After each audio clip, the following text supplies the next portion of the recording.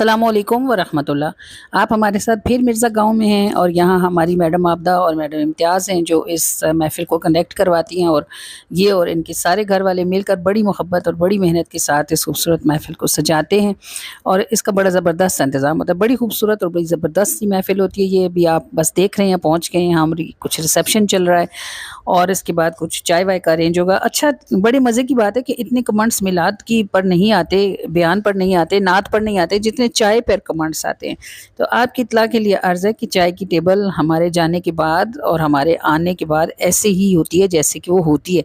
यानी कि हम लोग बहुत सिलेक्टेड कोई चीज़ लेते हैं और बहुत थोड़ी लेते हैं। जो भी काम करने वाले लोग हैं, हमारी तरह बयान करने वाले, नात पढ़ने वाले, वो इस बात को अच्छी तरह समझते हैं कि अगर आप कुछ पेट भर के खा लें तो फिर आपसे कुछ पढ़ा नहीं जाता, कुछ किया नहीं जाता। तो वो इसलिए हम लोग चाय के साथ बहुत थोड़ी सी कोई चीज़ लेते हैं और बाकी चीज़ें फिर घर वालों और मेहनत करने वालों के मज़े होते हैं। तो कुछ लोग ऐसे कमेंट्स करते हैं कि ये खाने पीने की मौजें लगी हुई हैं, तो मौजें तो लगी हुई हैं अल्हम्दुलिल्लाह। सरकार की महफ़िलें दिन रात सुबह शाम जो करते हैं उनकी मौजें ही होती हैं। ये तो बहुत थोड़ा है, सदका सरकार में तो अल्लाह करीम जन्नत भी अता फरमाते हैं। बस आपको मांगने का ढंग आना चाहिए। अल्हम्दुलिल्लाह बस ये चाय वाय चल रही है और इसके बाद फ़ौरन जो है वो महफ़िल स्टार्ट हो जाएगी। थोड़ा सा माइक गड़बड़ कर रहा था, हमें इसलिए ज़रा सा वेट करना पड़ा कि वो सेट हो जाए, तो उसके बाद हम एक दफ़ा ही बाकायदा प्रोग्राम को स्टार्ट करें। तो बस चलें आएँ, प्रोग्राम स्टार्ट होता है, सुनते हैं कि आज की महफ़िल में क्या कुछ है। रिक्वेस्ट है आपसे कि महफ़िल को स्किप करके ना देखा करें, ये महफ़िल पूरी देखने की महफ़िल है। बहुत खूबसूरत बयान है इसमें, कलाम हमारे शर्तिया नए होते हैं। ये कलाम आपने हमसे पहले आपने नहीं सुना होगा, इसलिए कि इसको लिखती ही मैं हूँ और पढ़ती मेरी नात ख़्वान है अल्हम्दुलिल्लाह। तो स्किप ना किया कीजिए, पूरी महफ़िल सुनिए, आपको इंशाल्लाह बहुत ज़रूर आएगा। चलें आएँ देखते हैं फ़रा ने क्या स्टार्ट किया हुआ है और क्या पढ़ा जा रहा है। दुनिया दुनिया वालों की अल्लाह मुझको काफ़ी है, ढेर मरज बस एक इलाज, अल्लाह मुझको शाफ़ी है। आप कोई मेडिसिन लेते हो तो पढ़ते हो ना, उस पर लिखा होता है वह शाफ़ी, और हम पढ़ते हैं अल्लाह वो काफ़ी व शाफ़ी, यानी अल्लाह हमें काफ़ी है और अल्लाह ही मर्ज से शिफा देने वाला है। शाफ़ी का मतलब है शिफा देने वाला। दुनिया दुनिया वालों की अल्लाह मुझको काफ़ी है, ढेर मरज बस एक इलाज, अल्लाह मुझको शाफ़ी है। और फर्श न रखूं पाँव में, क्यों ना उड़ूं हवाओं में, मैंने मांगी उसने दी है, सारे गुनाह से माफ़ी है। और मेरे जैसे लाखों करोड़, उसकी अता में इतना ज़ोर, मेरे जैसे लाखों करोड़, उसकी अता में ऐसा जोर, बख्शे जाएं मुंह काले भी, रहमत उसकी वाफी है। और उसके करम के इतने रंग, गिने न जाएं दुनिया दंग, उसके करम के इतने रंग, गिने न जाएं दुनिया दंग। कोई जुनेद है, कोई शिबली, कोई बिशर हुआ हाफी है। दुनिया दुनिया वालों की अल्लाह मुझको काफ़ी है। और अल्लाह काफ़ी हो जाए तो फिर अल्लाह के सिवा किसी की ज़रूरत रहती भी नहीं है। बस बात सिर्फ इतनी सी है कि बंदे को यकीन हो जाए कि मुझे सब तरफ से, सब तरह से सिर्फ मेरा रब ही निभा सकता है। आप सल्लल्लाहु अलैहि वसल्लम की मुबारक ज़ात पर ये सलातो सलाम जब मैं पढ़ूंगी तो फिर आप इसे मेरे पीछे मोहब्बत के साथ दोहराएंगे।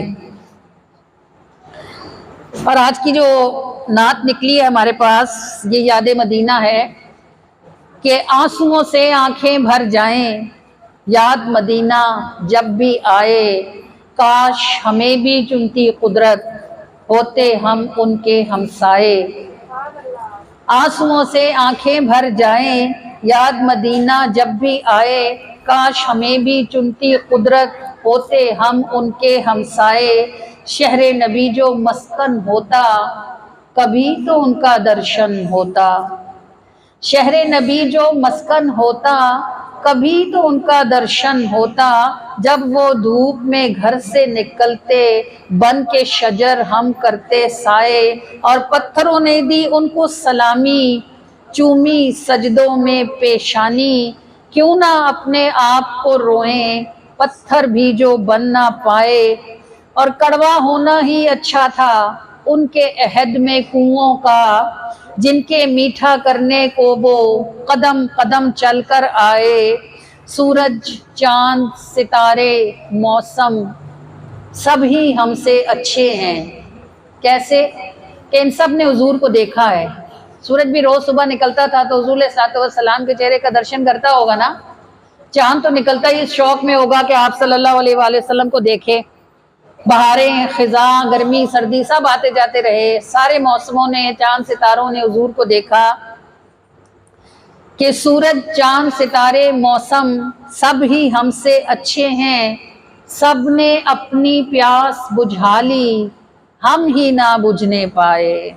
اور آنسوؤں سے آنکھیں بھر جائیں، یاد مدینہ جب بھی آئے، کاش ہمیں بھی چنتی قدرت، ہوتے ہم ان کے ہمسائے. اور شہر نبی جو مسکن ہوتا، کبھی تو ان کا درشن ہوتا، جب وہ دھوپ میں گھر سے نکلتے، بن کے شجر ہم کرتے سائے.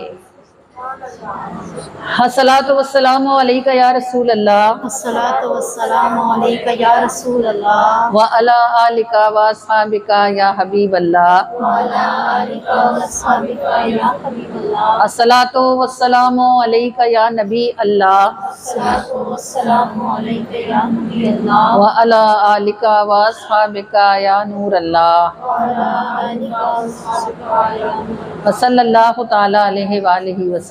فدا روحنا یا رسول اللہ، فدا روحی یا رسول اللہ صلی اللہ علیہ وآلہ وسلم. قل اللہ کون سا؟ قل اللہم من الشیطان الرجیم. میں اللہ کی پناہ مانگتی ہوں شیطان مردود لعین کے شر سے.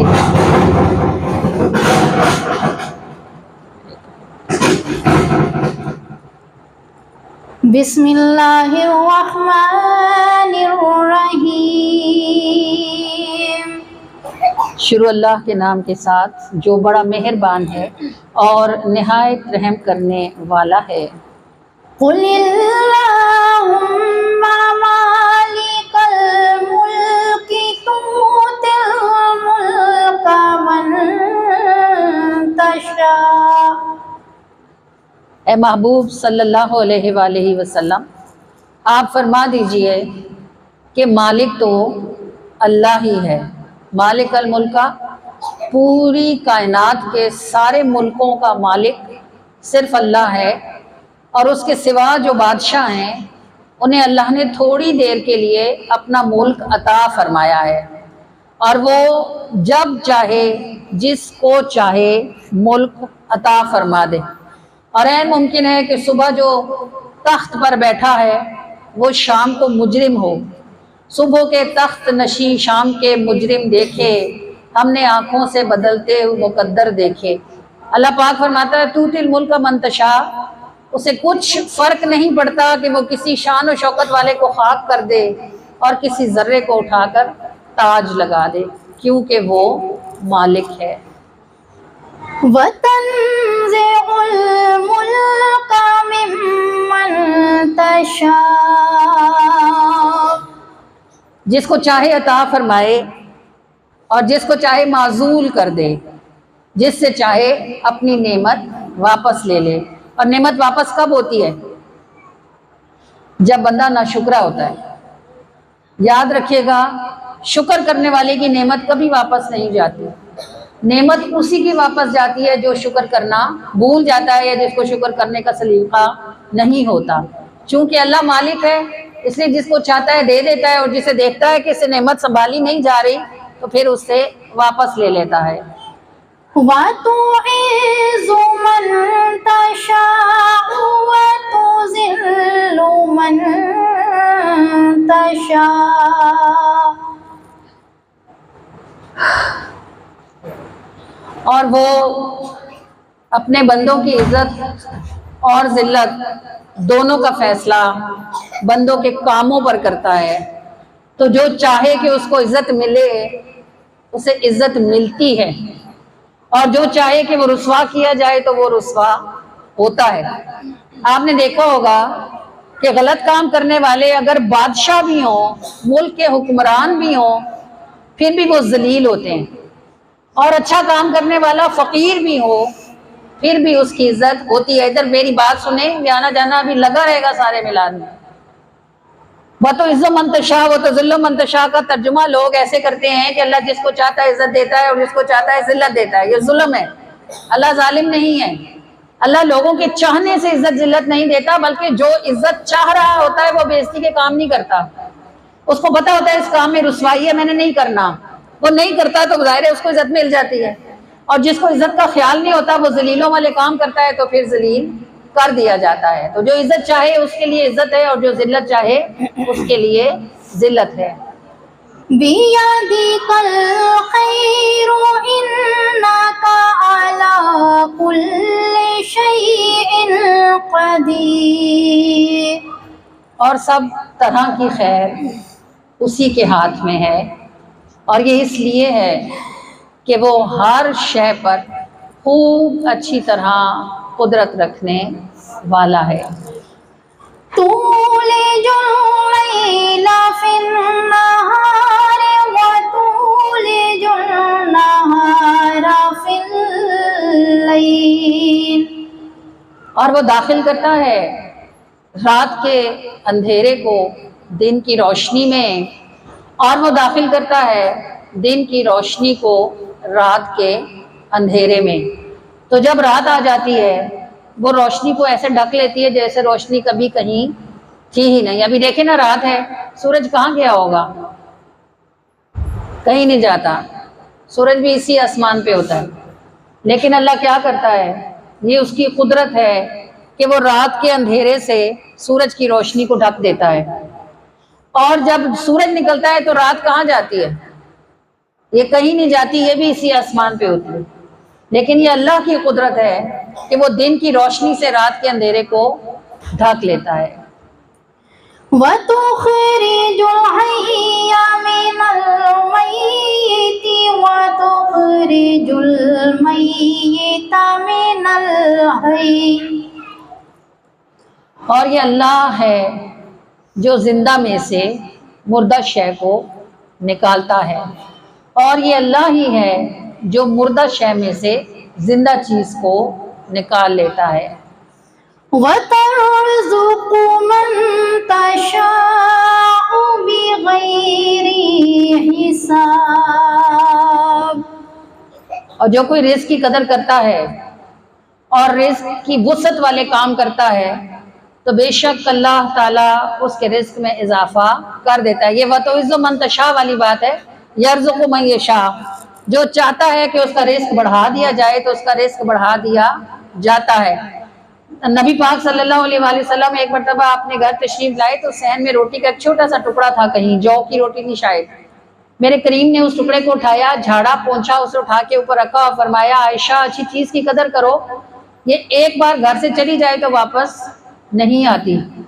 تو وہ تو یرزق من یشاء بغیر حساب کا مطلب یہی ہے کہ جو بخیلی نہیں کرتا، اپنے رشتہ داروں پر خرچ کرتا ہے، بے شک اس کے رشتہ دار بخیل ہوں لیکن وہ اللہ کے نام پر ان کے لیے خرچ کرتا ہے، ضرورت مندوں کی مدد کرتا ہے، صدقہ خیرات کرتا رہتا ہے، پاکی کا خیال رکھتا ہے، یہ وہ بندہ ہوتا ہے یرزق من یشاء بغیر حساب، جس سے اللہ تعالیٰ بے حساب رزق عطا فرماتے ہیں. صدق اللہ العظیم. سچ فرمایا ہے اللہ نے جو بلند و بالا ہے. آپ ابھی سننے لگے ہیں انسانوں کے جنگل میں تو نے مجھے اپنایا ہے، میرا خدا ہو کر تو نے بندی مجھے بنایا ہے. یہ جب ہم سن 2012 میں انڈیا گئے تھے اجمیر شریف کے سفر پر الحمدللہ، اور ہم انڈیا سے آگرہ جا رہے تھے تو میں نے راستے میں ایک لڑکی کو دیکھا، وہ سور لے کر چرا رہی تھی، سوروں کا ریوڑ چرا رہی تھی وہ لڑکی. اور ہم نے وہاں گزرتے ہوئے ہر گھر کی چھت پہ کوئی نہ کوئی مورتی دیکھی. تو یہ چیزیں جو الحمدللہ ہم اپنے ملک میں عام نہیں دیکھتے، اور یہ سور تو بالکل نہیں دیکھتے الحمدللہ. جن چیزوں سے جو چیزیں حرام کی گئی ہیں ان چیزوں کا دیکھنا بھی دل کو کراہیت دیتا ہے. اس لمحے میں مجھے خیال آیا کہ ہم جو اپنے رب کی عبادت کرتے ہیں، الحمدللہ پاکی ناپاکی کا خیال رکھتے ہیں، الحمدللہ غسل کرتے ہیں، الحمدللہ ہمارے گھر پاک ستھرے ہوتے ہیں، الحمدللہ کہ ہم اپنے رب کو سجدہ کرتے ہیں، تو ان میں سے کوئی ایک چیز بھی ہمارے بس میں نہیں تھی۔ پاکستان اور بھارت ایک لائن سے الگ ہیں، ایک لائن ادھر پاکستان ہے، ایک لائن ادھر بھارت ہے۔ اگر ہم پاکستان میں کسی مسلمان کے گھر میں پیدا ہونے کے بجائے انڈیا میں کسی ہندو، سکھ، یہودی، عیسائی کے گھر پیدا ہوئے ہوتے تو بکری سوروں کا وہ ریوڑ ہم میں سے بھی کوئی چرا رہا ہوتا، کوئی مورتی، کوئی شکل ہمارے گھروں میں بھی رکھی ہوتی اور ہم بھی صبح اٹھ کر ان کے آگے ان کی پوجا کر رہے ہوتے۔ یہ اللہ کا فضل ہے کہ جب اس نے ہمیں پیدا کرنے کا ارادہ کیا تو اس نے ہماری بوند مسلمانوں کے وجود میں رکھی، پھر اس بوند سے جو پھٹکی بنی، جو لوتھڑا بنا، جو جسم بنا، اسے اللہ نے ایک مسلمان ماں کا خون اور جسم عطا فرمایا۔ اور الحمدللہ کہ ہم اس کے بندے نہیں بنے لیکن وہ ہمارا خدا بنا اور وہ ہمارا رب ہے ہی۔ ہم اس کا شکر کر پائیں یا نہ کر پائیں، ہم اس کی نعمتوں پر تعریف کا حق ادا کر پائیں یا نہ کر پائیں، لیکن وہ اپنی نعمتیں ہم سے واپس نہیں لیتا۔ الحمدللہ یہ مسلمان ہونے کا صدقہ ہے کہ آپ اپنے نبی کا میلاد مناتے ہیں، کیونکہ اللہ ہمارا نہ ہوتا تو ہم حضور کے نہ ہوتے۔ الحمدللہ ثم الحمدللہ۔ یہ ہم شریف میں نے آگرہ جاتے ہوئے راستے میں لکھی تھی کہ انسانوں کے جنگل میں تو نے مجھے اپنایا ہے، میرا خدا ہو کر تو نے بندی مجھے بنایا ہے، میرے خدا تجھے سجدے نے میرے شرف کو اور بڑھایا ہے، میں جتنا تیرے آگے جھکی تو نے اتنا مجھے اٹھایا ہے، میں تیری ذات میں سمٹی تو نے چاروں اور پھیلایا ہے، تیرا شکر ادا کرنے کو خدا یہ آنسو آنکھ میں آیا ہے، انسانوں کے جنگل میں تو نے مجھے اپنایا ہے، میرا خدا ہو کر تو نے بندی مجھے بنایا ہے۔ الحمدللہ ثم الحمدللہ ثم الحمدللہ۔ اس کو یہاں سے پکا رکھیں، بس اسی جگہ سے انگوٹھا رکھیں اس جگہ پہ، یہ پھر ٹیپ شیپ لگوا لیں کوئی اس کو۔ انسانوں کے جنگل میں تو نے مجھے اپنایا ہے، میرا خدا ہو کر تو نے بندی مجھے بنایا ہے، انسانوں کے جنگل میں تو نے مجھے اپنایا ہے، میرا خدا ہو کر تو نے بندی مجھے بنایا ہے، میرا خدا ہو کر تو نے بندی مجھے بنایا ہے، میرا خدا ہو کر تو نے بندی مجھے بنایا ہے، لا الہ الا اللہ، لا الہ الا اللہ، لا الہ الا اللہ، لا الہ الا اللہ، لا الہ الا اللہ، لا الہ الا اللہ، لا الہ الا اللہ، لا الہ الا اللہ، الا اللہ۔ میرے خدا تجھے سجدے نے میرے شرف کو اور بڑھایا ہے، میرے خدا تجھے سجدے نے میرے شرف کو اور بڑھایا ہے، میں جتنا تیرے آگے جھکی تو نے اتنا مجھے اٹھایا ہے، میں جتنا تیرے آگے جھکی تو نے اتنا مجھے اٹھایا ہے، میرا خدا ہو کر تو نے بندی مجھے بنایا ہے، لا الہ الا اللہ، لا الہ الا اللہ، لا الہ الا اللہ، لا الہ الا اللہ الا اللہ۔ میں تیری ذات میں سمٹی تو تو نے چاروں اور پھیلایا ہے، میں تیری ذات میں سمٹی تو تو نے چاروں اور پھیلایا ہے، تیرا شکر ادا کرنے کو خدا یہ آنسو آنکھ میں آیا ہے، تیرا شکر ادا کرنے کو خدا یہ آنسو آنکھ میں آیا ہے، میرا خدا ہو کر تو نے بندی مجھے بنایا ہے، لا الہ الا اللہ لا الہ الا اللہ لا الہ الا اللہ لا الہ الا اللہ الا اللہ۔ میری بندگی کب کسی قابل تھی، تو نے کرم یہ اور کمایا ہے، میری بندگی کب کسی قابل تھی، تو نے کرم یہ اور کمایا ہے، جسے تاج ہے رحمت عالم کا مجھے امتی اس کا بنایا ہے، جسے تاج ہے رحمت عالم کا مجھے امتی اس کا بنایا ہے، میرا خدا ہو کر تو نے بندی مجھے بنایا ہے، لا الہ الا اللہ لا الہ الا اللہ لا الہ الا اللہ لا الہ الا اللہ الا اللہ۔ مجھے مانگنا بھی نہ آتا تھا، بن مانگے فیض لٹایا ہے،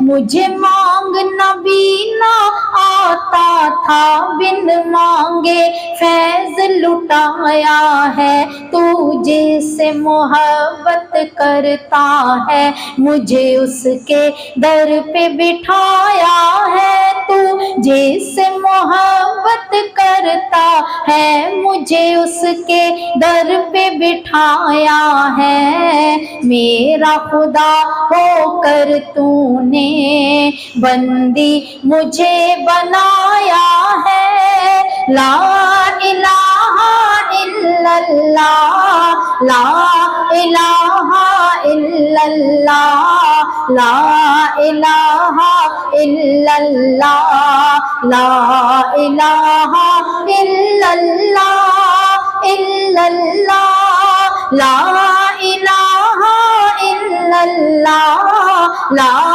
الہ الا اللہ لا الہ الا اللہ لا الہ الا اللہ۔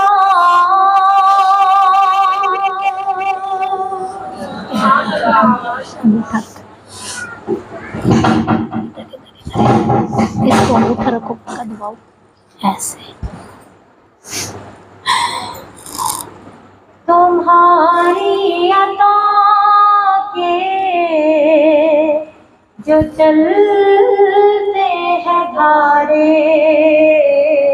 تو ڈوبے ہوئے بھی ہیں لگتے کنارے، تمہاری عطا کے جو چلتے ہیں دھارے، تمہاری عطا کے جو چلتے ہیں دھارے، تو ڈوبے ہوئے بھی ہیں لگتے کنارے، تو ڈوبے ہوئے بھی لگتے کنارے چمکتے ہیں صلی اللہ کے ستارے صلی اللہ کے ستارے صلی اللہ کے ستارے صلی اللہ کے ستارے تمہاری نظر ہے تمہارا تبسم تمہاری نظر ہے تمہارا تبسم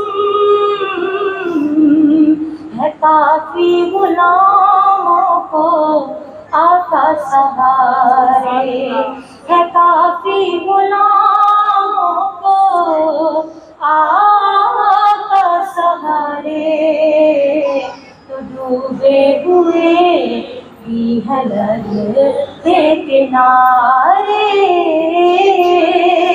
صلی اللہ کے ستارے صلی اللہ کے ستارے صلی اللہ کے ستارے کتابوں میں موجود ہے. ان میں سب سے خوبصورت جو بیان ہے وہ ایک بدوی عورت کا ہے.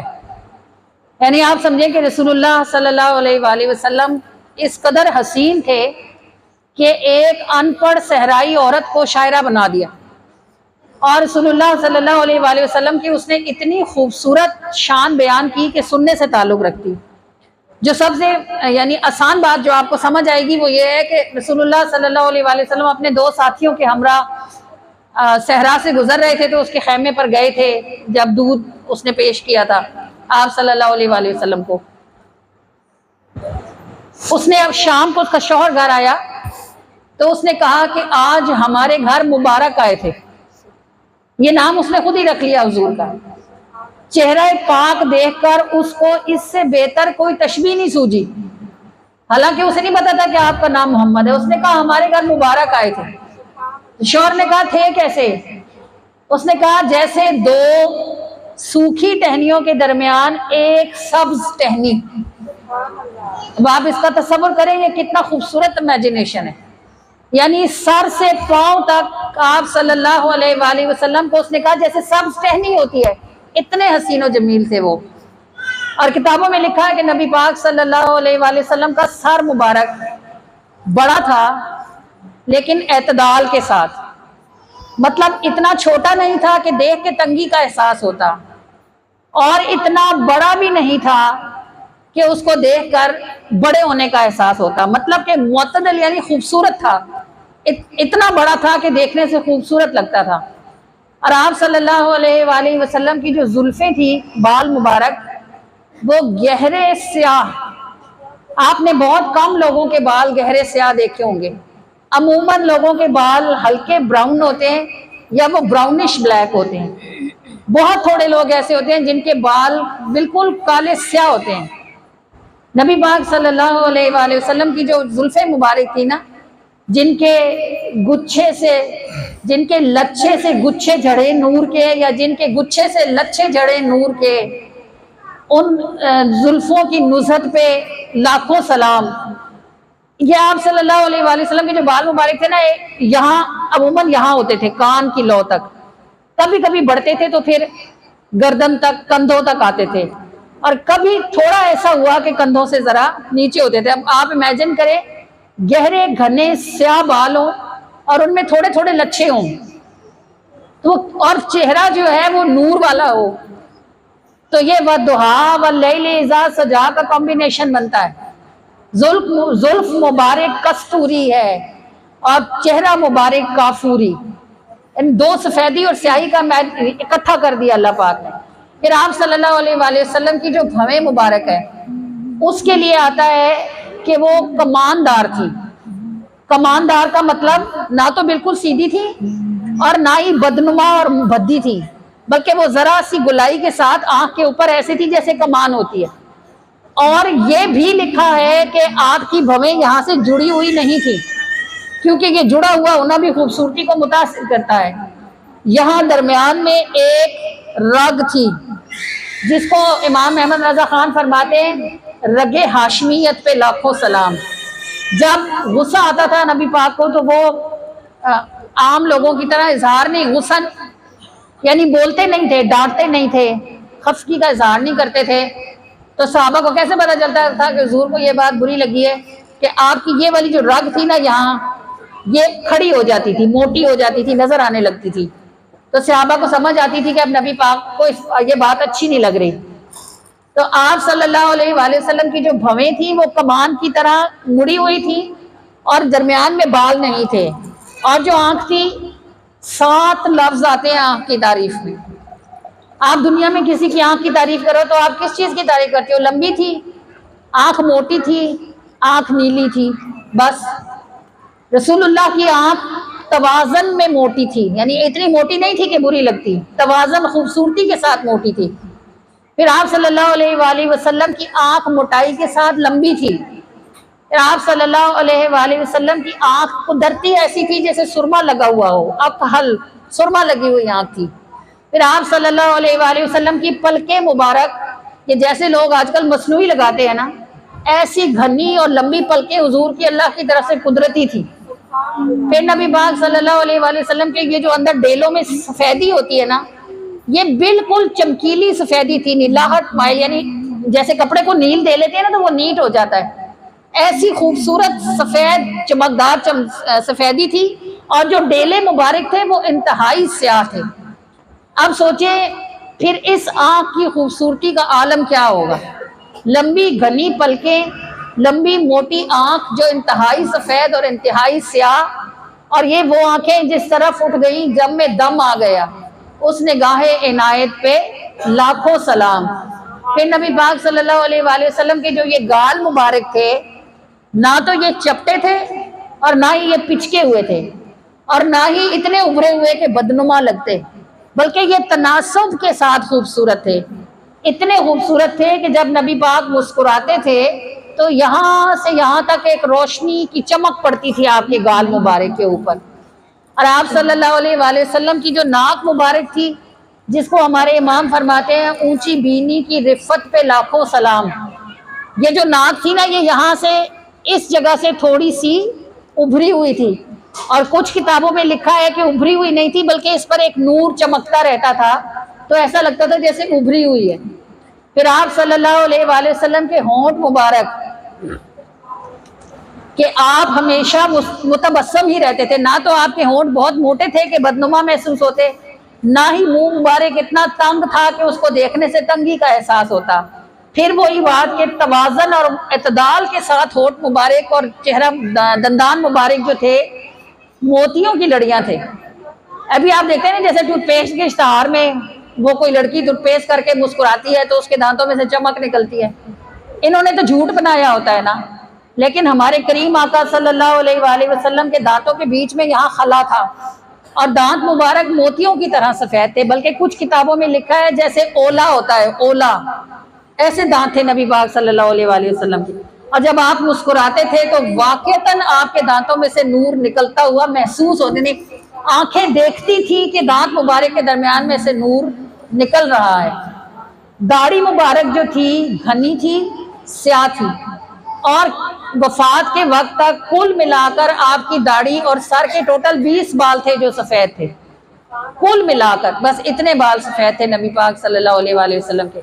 اور چہرہ مبارک نہ تو گول تھا نہ لمبا تھا، درمیان میں.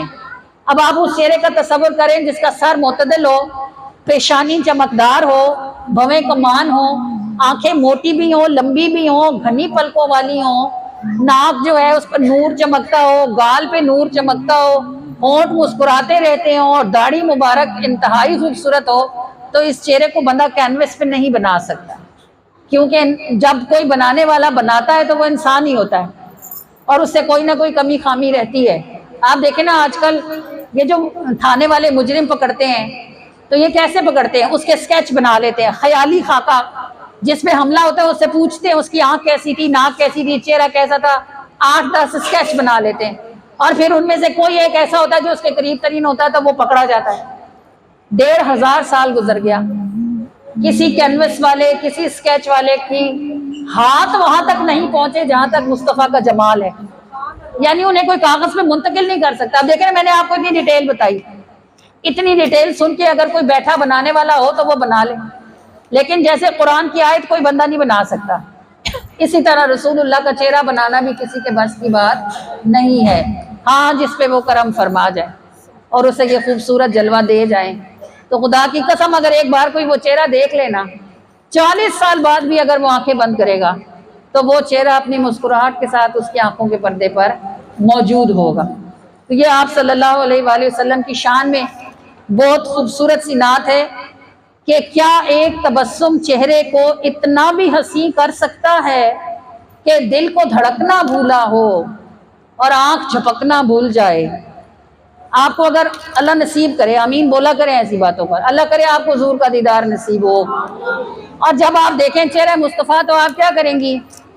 نہ تو آپ کی آنکھ جھپکے گی، نہ آپ کا سانس آئے گا، آپ کو یقین ہی نہیں آئے گا کہ آپ کی آنکھ کیا دیکھ رہی ہے۔ جب لوگ خانہ کعبہ پہلی بار دیکھتے ہیں ان کا یہ حال ہوتا ہے، نہ پاؤں اٹھتے ہیں، نہ زبان ہلتی ہے، نہ بات سنائی دیتی ہے، بس آنسو ہوتے ہیں، ٹپ ٹپ ٹپ آنسو گر رہے ہوتے ہیں۔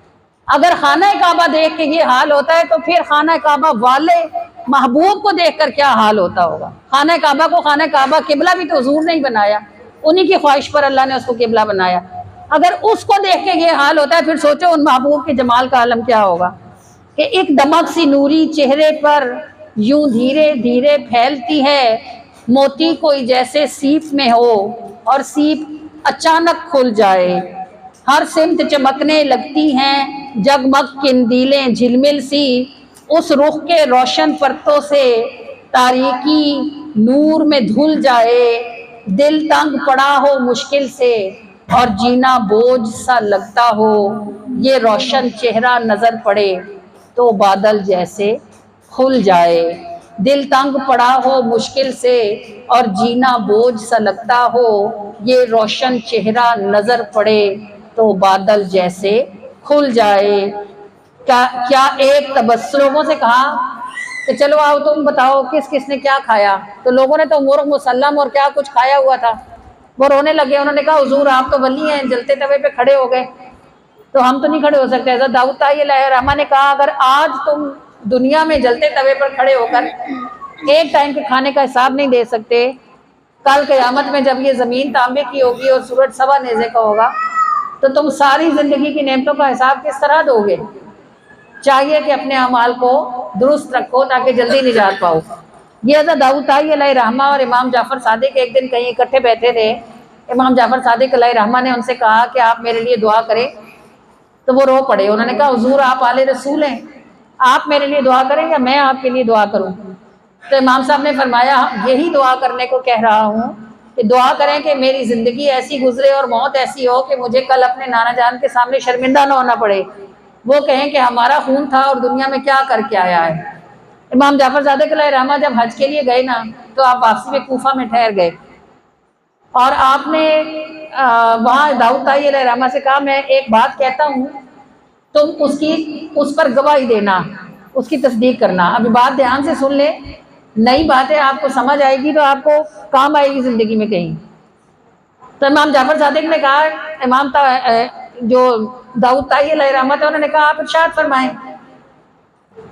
انہوں نے فرمایا کہ میں آپ کو یہ بتاتا ہوں کہ جو شخص خانہ کعبہ کا دیدار کر لے اور حرم مکہ سے ہو آئے، اس کے 80 سال کے گناہ معاف ہو جاتے ہیں۔ تو آپ میری اس بات پر تصدیق کریں۔ حضرت داؤد طائی علیہ الرحمہ نے کہا حضور آپ نے آدھی بات کی ہے، بات پوری کریں تو میں آپ کی تصدیق کروں۔ تو امام جعفر صادق علیہ الرحمہ نے کہا کہ پوری بات کیا ہے؟ انہوں نے کہا کہ جو کعبہ دیکھ کر آئے اس کے 80 سال کے گناہ معاف ہوتے ہیں، جو کعبہ دیکھ کر آئے اللہ اسے جہنم میں نہیں ڈالے گا، اس کے گناہ معاف ہو جائیں۔ بندے کی زندگی کتنی ہوتی ہے؟ 100 سال 80 سال اتنی ہوتی ہے نا۔ انہوں نے کہا آپ فرماتے ہیں کہ جو کعبہ دیکھ آئے وہ جہنم میں نہیں ڈالے گا، اور میں آپ سے یہ کہتا ہوں کہ جو مدینہ دیکھ آئے اللہ اس کو جنت سے باہر نہیں رکھے گا۔ تو امام صاحب نے فرمایا اپنی بات کی دلیل دو۔ انہوں نے کہا دیکھیں مدینے میں کعبے کے صحن میں سب کچھ ہے، جنت نہیں ہے، اور مدینے میں جنت موجود ہے۔ یہ جنت کہاں ہے؟ माँ बैना बेटी व मिंबरी, मेरे मिंबर और मेरे घर के दरमियान का जो टुकड़ा है वो क्या है?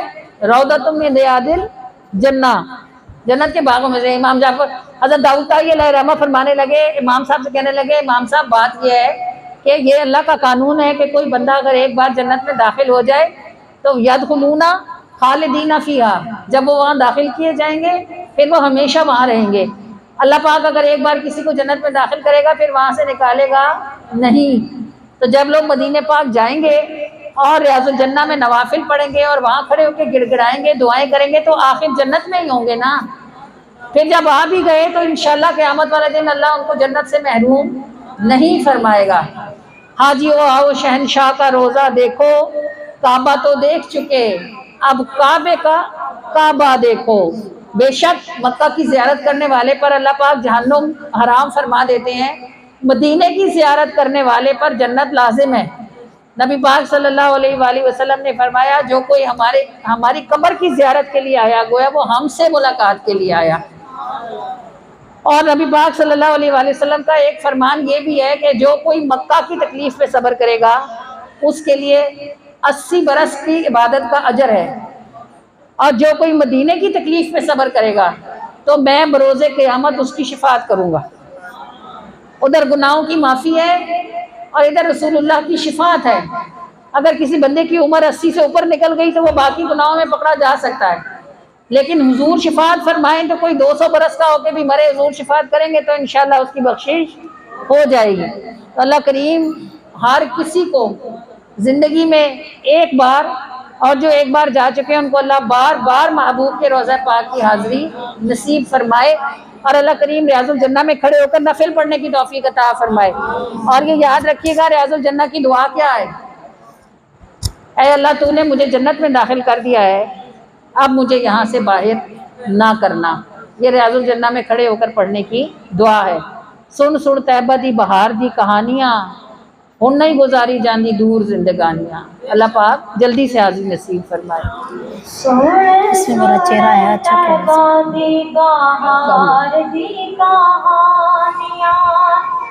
माइक अगे करना यार।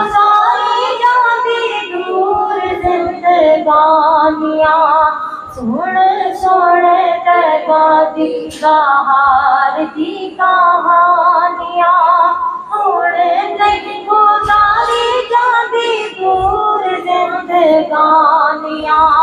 तुसा जे बुलाया, तुसा जे बुलाया सारे गम बन जाएंगे।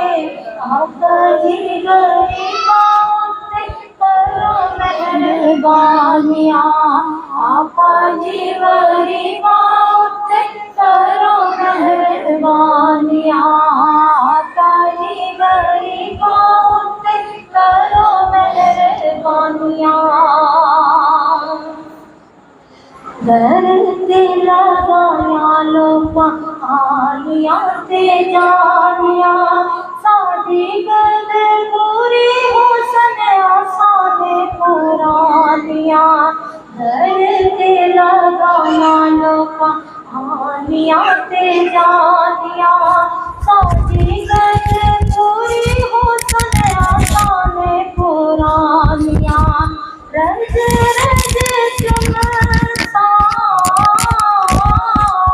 रज रज चुमसा मदीने दिया गलियाँ, मुद्दा दिया विच ख्वाबा ने सुहानियाँ, मुद्दा दिया विच ख्वाबा ने सुहानियाँ।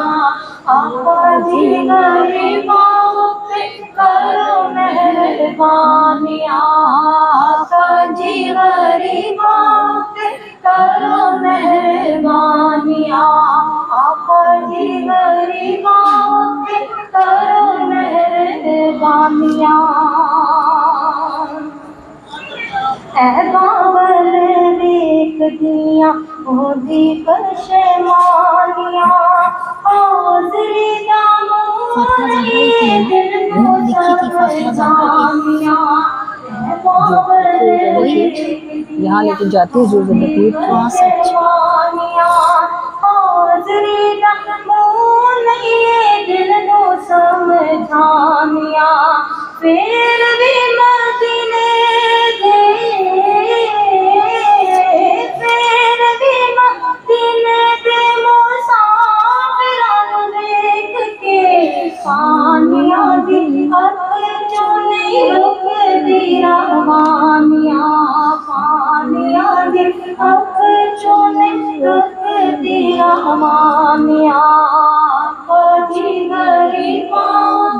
کرو مہربانیاں، آقا جی غریباں پہ کرو مہربانیاں، آقا جی غریباں پہ کرو لوگوں سے کہا کہ چلو آؤ تم بتاؤ کس کس نے کیا کھایا. تو لوگوں نے تو مرغ مسلم اور کیا کچھ کھایا ہوا تھا. وہ رونے لگے. انہوں نے کہا حضور آپ تو ولی ہیں, جلتے توے پہ کھڑے ہو گئے تو ہم تو نہیں کھڑے ہو سکتے. حضرت داؤد طائی علیہ الرحمہ نے کہا اگر آج تم دنیا میں جلتے توے پر کھڑے ہو کر ایک ٹائم کے کھانے کا حساب نہیں دے سکتے, کل قیامت میں جب یہ زمین تانبے کی ہوگی اور سورج سوا نیزے کا ہوگا تو تم ساری زندگی کی نعمتوں کا حساب کس طرح دو گے؟ چاہیے کہ اپنے اعمال کو درست رکھو تاکہ جلدی نجات پاؤ. یہ حضرت داؤد طائی علیہ الرحمہ اور امام جعفر صادق ایک دن کہیں اکٹھے بیٹھے تھے. امام جعفر صادق علیہ الرحمہ نے ان سے کہا کہ آپ میرے لیے دعا کریں, تو وہ رو پڑے. انہوں نے کہا حضور آپ آل رسول ہیں, آپ میرے لیے دعا کریں یا میں آپ کے لیے دعا کروں؟ تو امام صاحب نے فرمایا یہی دعا کرنے کو کہہ رہا ہوں کہ دعا کریں کہ میری زندگی ایسی گزرے اور موت ایسی ہو کہ مجھے کل اپنے نانا جان کے سامنے شرمندہ نہ ہونا پڑے, وہ کہیں کہ ہمارا خون تھا اور دنیا میں کیا کر کے آیا ہے. امام جعفر صادق علیہ الرحمہ جب حج کے لیے گئے نا تو آپ واپسی میں کوفہ میں ٹھہر گئے اور آپ نے وہاں داؤد طائی علیہ الرحمہ سے کہا میں ایک بات کہتا ہوں, تم اس پر گواہی دینا, اس کی تصدیق کرنا. ابھی بات دھیان سے سن لیں, نئی باتیں آپ کو سمجھ آئے گی تو آپ کو کام آئے گی زندگی میں کہیں. تو امام جعفر صادق نے کہا, امام جو داؤد طائی علیہ الرحمہ تھے انہوں نے کہا آپ ارشاد فرمائیں. انہوں نے فرمایا کہ میں آپ کو یہ بتاتا ہوں کہ جو شخص خانہ کعبہ کا دیدار کر لے اور حرم مکہ سے ہو آئے اس کے 80 سال کے گناہ معاف ہو جاتے ہیں. تو آپ میری اس بات پر تصدیق کریں.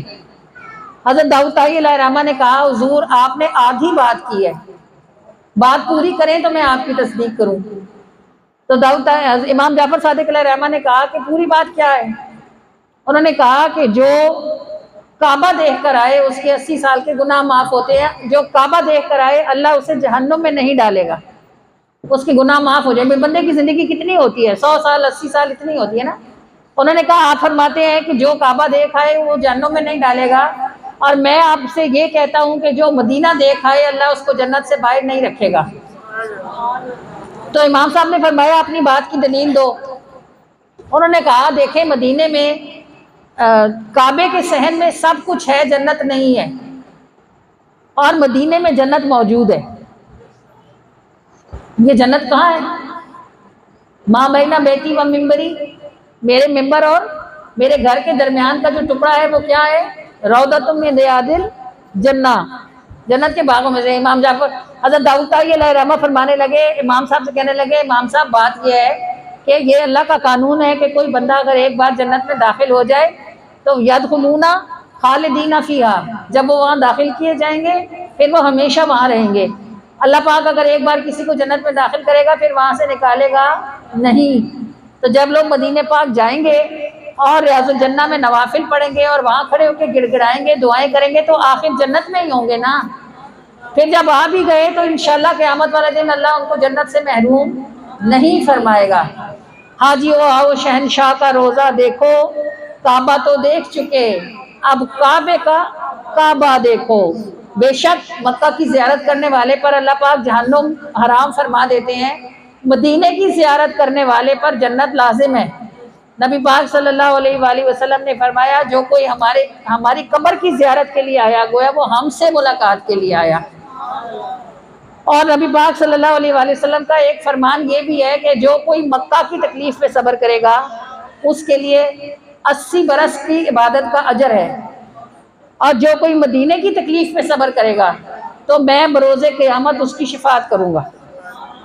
ادھر گناہوں کی معافی ہے اور ادھر رسول اللہ کی شفاعت ہے. اگر کسی بندے کی عمر 80 سے اوپر نکل گئی تو وہ باقی گناہوں میں پکڑا جا سکتا ہے, لیکن حضور شفاعت فرمائیں تو کوئی 200 برس کا ہو کے بھی مرے حضور شفاعت کریں گے تو انشاءاللہ اس کی بخشش ہو جائے گی. تو اللہ کریم ہر کسی کو زندگی میں ایک بار, اور جو ایک بار جا چکے ہیں ان کو اللہ بار بار محبوب کے روضہ پاک کی حاضری نصیب فرمائے, اور اللہ کریم ریاض الجنہ میں کھڑے ہو کر نفل پڑھنے کی توفیق عطا فرمائے. اور یہ یاد رکھیے گا ریاض الجنہ کی دعا کیا ہے؟ اے اللہ تو نے مجھے جنت میں داخل کر دیا ہے، اب مجھے یہاں سے باہر نہ کرنا۔ یہ ریاض الجنہ میں کھڑے ہو کر پڑھنے کی دعا ہے۔ سن سن طیبہ دی بہار دی کہانیاں، ہن نہیں گزاری جاندی دور زندگانیاں۔ اللہ پاک جلدی سے حاضری نصیب فرمائے۔ بہار دی کہانیاں مائک اگے کر میرا گزاری جاندی دور زندگانیاں، سن سن طیبہ دی بہار دی کہانیاں، ہن نہیں گزاری جاندی دور زندگانیاں، تساں جے بلایا تساں جے بلایا سارے کام بن جان گے، آقا جی غریباں تے کرو مہربانیاں، آقا جی غریباں تے کرو مہربانیاں، آقا جی غریباں تے کرو مہربانیاں۔ در تے لگایا لوکاں آلیاں تے جانیاں، ساڈی گل پوری حسن آسان پرانیاں، در تے لگایا لوکاں آلیاں تے جانیاں، ساڈی گل پوری حسن آسان پرانیاں، رج رج چمساں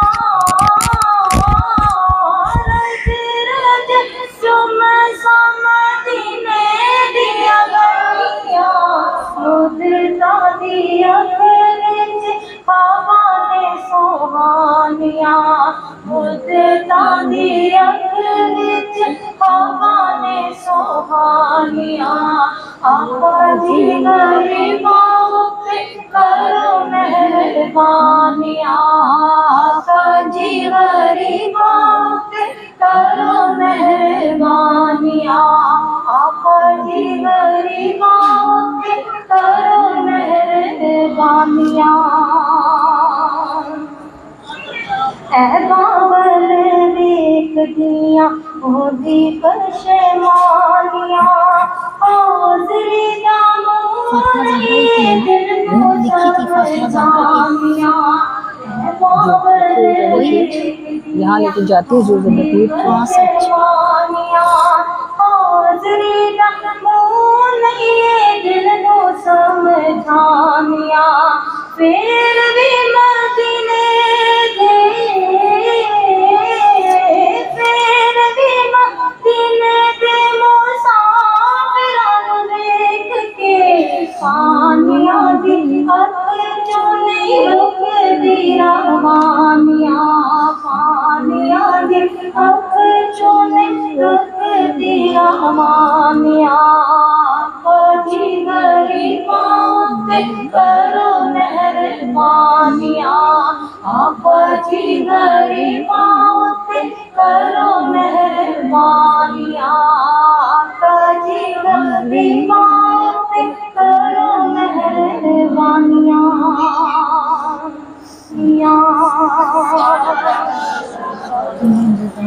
جزاک اللہ ماشاء اللہ۔ بختاں نو جگاں دے نے،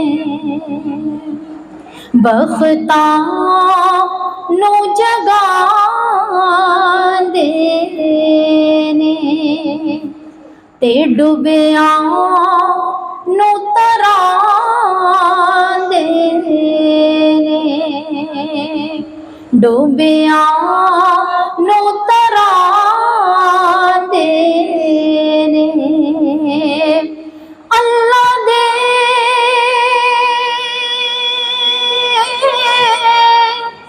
ولی سارے لگیاں نو نبھان دے نے، نبھان دے نے، لگیاں نو نبھان نے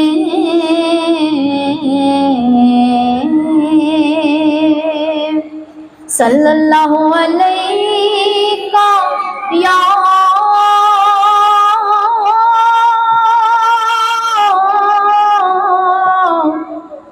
یا رسول اللہ وسلم علیکا یا حبیب اللہ.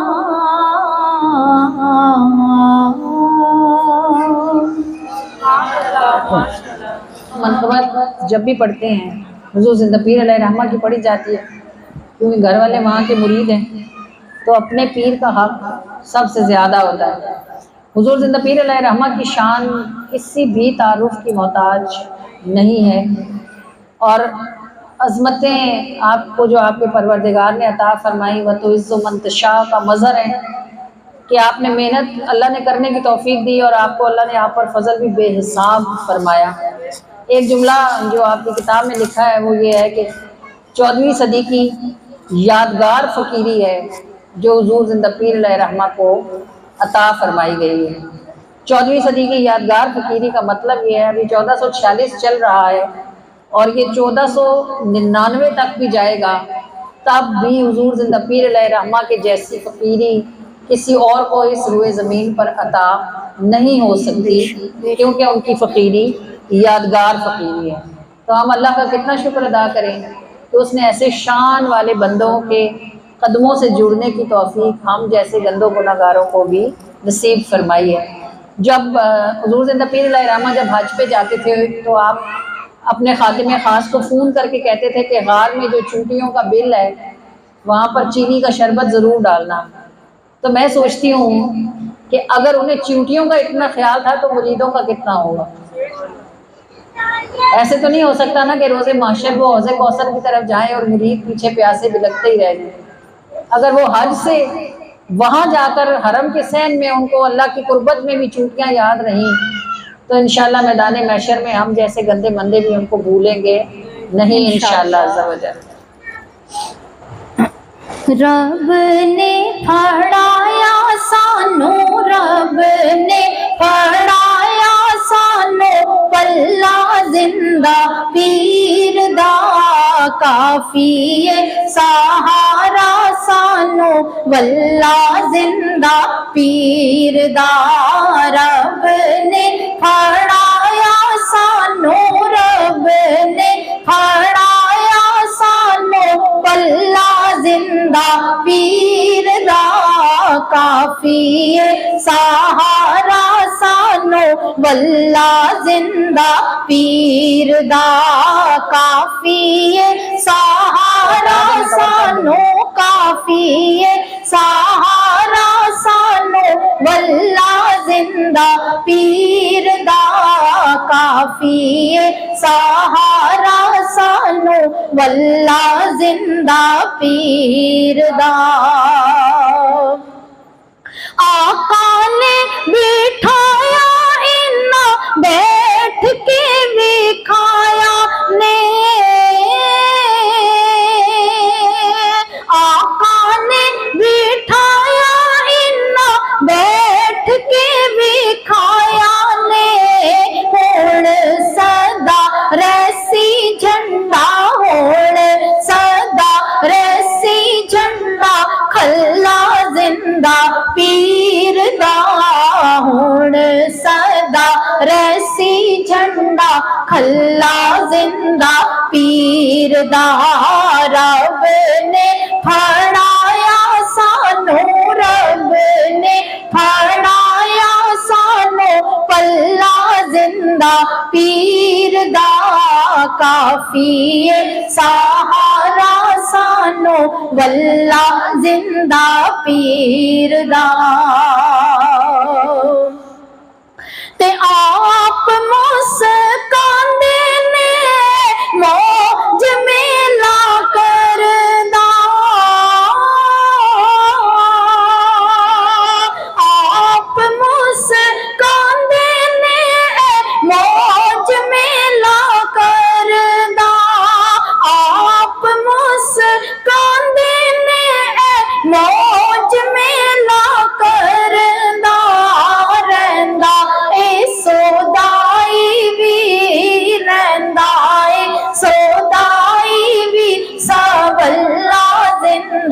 پیر دا رہندا اے سودائی وی سولا زندہ پیر دا رب نے پھڑایا سانو رب نے پھڑایا سانو پلا زندہ پیر دا کافی سہارا سانو واللہ زندہ پیر دا تے بھیک منگا بڑھ کے تے بیٹھا ہے دوارے تے بھیک منگا بڑھ کے تے بیٹھا ہے دوارے تے کنائے سے آنا ویکھو کنائے سے آنا ویکھو جھلا زندہ پیر دا کنائے سے آنا ویکھو جھلا زندہ پیر دا رب نے پھڑایا سانو رب نے پھڑایا سانو پلا زندہ پیر دا کافی سہارا سانو واللہ زندہ پیر دا تے اونچے پہاڑاں وچ میلہ لگ گیا اے ہاں اونچے پہاڑاں وچ میلہ لگ گیا اے اونچے پہاڑاں وچ میلہ لگ گیا اے ویکھ کنا زور اے ویکھ کنا زور اے حق اللہ زندہ پیر دا ویکھ کنا زور اے حق اللہ زندہ پیر دا رب نے پھڑایا سانو رب نے پھڑایا سانو پلا زندہ پیر دا کافی سہارا سانو واللہ زندہ پیر دا رب نے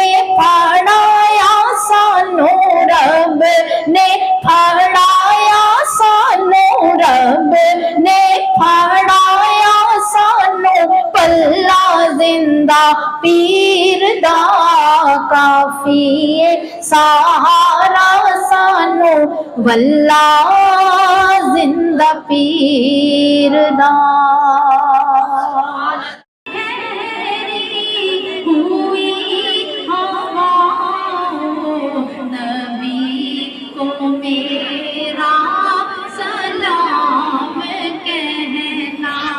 نبی کو